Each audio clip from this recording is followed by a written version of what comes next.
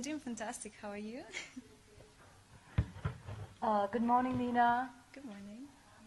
You have come from Russia, but do you have any Nepali thing in you? I mean, Nepali blood in you, or do you have some kind of Nepali connection? Yes, of course I do. My father was born and raised in Nepal, in a small village called Pato in Saptari district. And since childhood, he always wanted to gain that knowledge, to gain education. So he got a chance to move to USSR, and that's what he did. That's where he met my mom. So I am half Russian and half Nepali Indian. All right. So how do you identify yourself as a Nepali then? For me, being Nepali does not only mean to be born in Nepal, and knowing language also does not identify you as Nepali fully. For me, being Nepali is more who you are within. Apart from being by blood Nepali, I believe that Nepali people have this warmth, welcoming warmth inside them. They always feel like even smallest things make them happy. And they're very resilient because they went through a lot of things, a lot of historical battles, including some natural disasters, unfortunately. And I can see that they're not giving up. They keep going and they keep that smile on all the time. Wow. Вы можете говорить на русском? Да, я говорю. Да? Это мой первый язык. Это хорошо. My daughter is Russian, Oh, and really? yeah, Oh, I married nice. a Russian man, so Oh, that's so nice. she struggles a lot here because you know obviously the cultural difference and everything, and also she's quite fair and the brown hair and everything, like and she does stammer, you know, because of all that, you know, all that pressure. How would you comfort her? First of all, I do understand how she feels because I also, a lot throughout my life, I've heard that I'm not Nepali enough, I'm not Russian enough because I don't look Russian. And what I would say is just to be yourself, as cliche as it sounds, just be yourself because know who you are, know your worth because other people do not define your worth. It all comes within, that confidence, it all comes within. And if you know who you are, then people will see it and they will accept you for just you. Thank you. Can I ask one more quickly? Okay. Have you been following Nepalese politics recently? Yes, I have been trying to keep up with that. Okay.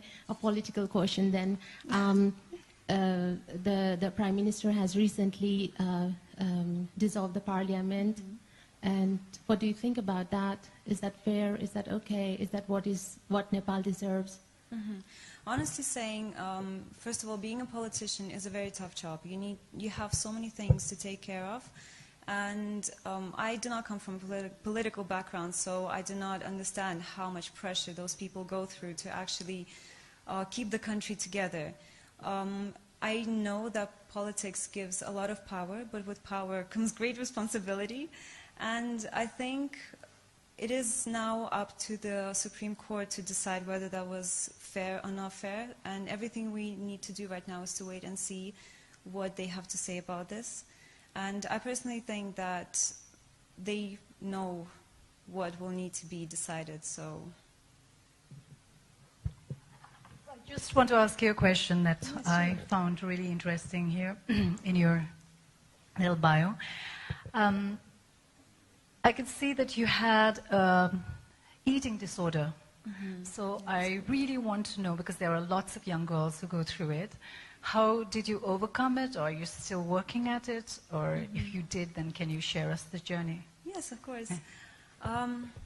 It has been the toughest time of my life. It was the time when I realized I hit the rock bottom. And that all came from not believing in myself, not loving myself. I learned how to hate myself for who I am, unfortunately. And that's what led me to believe that I'm not worthy to be who I am and not worthy to be loved by the society because I did not fit the standards living in Russia as well. I'm dark-skinned and I was chubby back then and I thought that it was my big flaw. I had stretch marks and that was like a cross, you know, because models on TV, in magazines, they're perfect. They do not have any flaws and that's what I thought what beauty meant. And I did not realize that it comes from within. And only with age, with time, as I learned psychology as well, which education also really helped me to understand that it comes from within, it comes from your mindset, from understanding who you are and what your worth is.